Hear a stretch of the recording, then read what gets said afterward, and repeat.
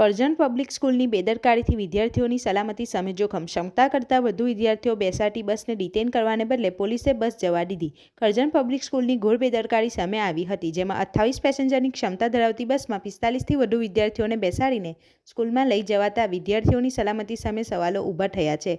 વાલીઓએ સરભણથી બસ આમોદ પોલીસ મથકે લઈ આવી સ્કૂલ મેનેજમેન્ટ સામે કાયદેસરની કાર્યવાહી કરવાની ચીમકી ઉચ્ચારતા સ્કૂલના આચાર્ય સહિતનો સ્ટાફ આમોદ પોલીસ મથકે દોડી આવ્યો હતો. જોકે પોલીસે બસને ડિટેન કરવાની કાર્યવાહીને બદલે જવા દેતા પોલીસની કામગીરી સામે પણ સવાલો ઊભા થયા હતા.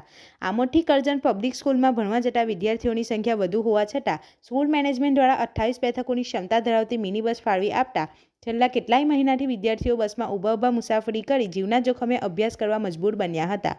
આ ઉપરાંત દાંડા ગામના કેટલાક વાલીઓ દ્વારા આમોદના વિદ્યાર્થીઓને ધમકાવી સીટ પરથી ઉઠાડી પાછળ ઊભા કરી દેવા જેવી ગુંડાગીરી પણ કરવામાં આવી હતી, જેથી આમોદના વિદ્યાર્થીઓના વાલીઓનો ગુસ્સો આસમાને પહોંચ્યો હતો.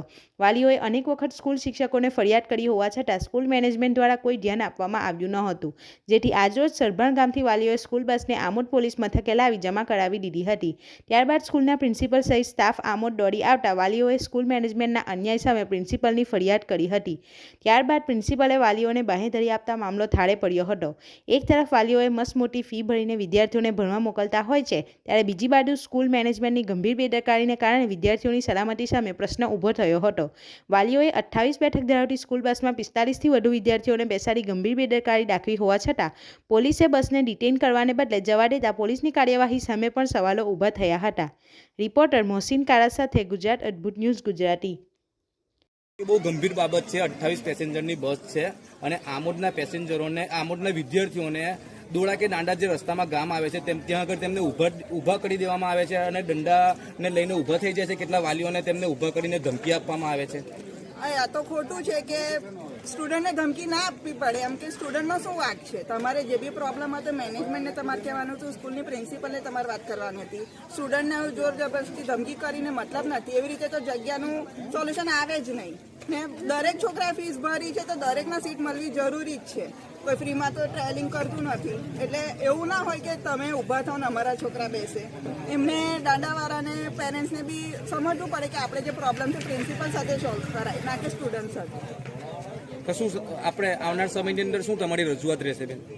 સોલ્યુશન લાવે, કાં તો બસ નાની પડતી હોય તો બીજી ટ્રાન્સપોર્ટેશન માટે બસ મુકાવે. કે એક જ બસમાં આટલા બધા સ્ટુડન્ટો ના ટ્રાવેલિંગ કરી શકે ને.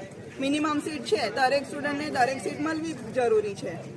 ને કલાકનો રસ્તો ટ્રાવેલિંગ છે તે કલાક છોકરું બેગ વજન લઈને ઊભું તો ના રહી શકે. કેટલા કિલોમીટર તમારા વિદ્યાર્થીઓ અભ્યાસ કરે છે?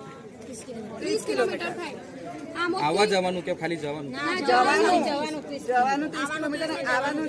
ને એમ બી 2 વાગે સ્કૂલ છૂટે છે તો 4 વાગે ઘરે આવે છે. સૌ પહેલા આમોદના સ્ટુડન્ટને લેવામાં આવે ને હવે લાસ્ટ આમોદના સ્ટુડન્ટને ડ્રોપ કરવામાં આવે. 2 કલાક ટ્રાવેલિંગ કરે છે છોકરા. એટલે આવું છે. એટલે થોડુંક આ મેનેજમેન્ટનું પ્રોબ્લેમ છે, એટલે સોલ્યુશન લાવવું જરૂરી છે. શું નામ તમારું? મારું નામ હિનેશ ડ્રાઈવર તો જતો રહ્યો. મારી છોકરી સ્ટેન્ડર્ડમાં કિલોમીટરમાં અભ્યાસ કરે છે. આજ રોજ તો અહીંયા શું એટલા બધા ટોળો વળીને આવો છો ઊભા રહ્યો? પહેલા તો બારોકમાં ઓવરલોડ જાય છે, બેસવા માટે જગ્યા નથી રહેતી. એના કારણે આજુબાજુના ગામના છોકરાઓના માતા પિતાઓ સાથે અમારા ઇન્ટરનલ ઇસ્યુ થાય છે, સંબંધો બગડે છે. ને આ રજૂઆત વારંવાર સ્કૂલ મેનેજમેન્ટ પ્રિન્સિપલને પણ કરવામાં આવી છે, પણ કહેવા છતાં આજ સુધી હજી કોઈક પરફેક્ટ એનું સોલ્યુશન મળ્યું નથી. તો અમે એ જ આશા રાખીએ છીએ કે એનું વહેલી તકે કંઈક નિરાકરણ લાવે, કારણ કે હવે આ વસ્તુ આગળ વધારે વધે છે અને જેના કારણે અમારા ઇન્ટરનલ સંબંધો બગડે છે. આજુબાજુ ગામના જે છોકરાઓ આવે છે એમના બાળકો પણ ફીસ ભરીને એમને પણ બેસવાનો એટલો જ અધિકાર છે, પરંતુ બસમાં એટલી જગ્યા છે નહીં કે બધા સીટમાં બેસી શકે.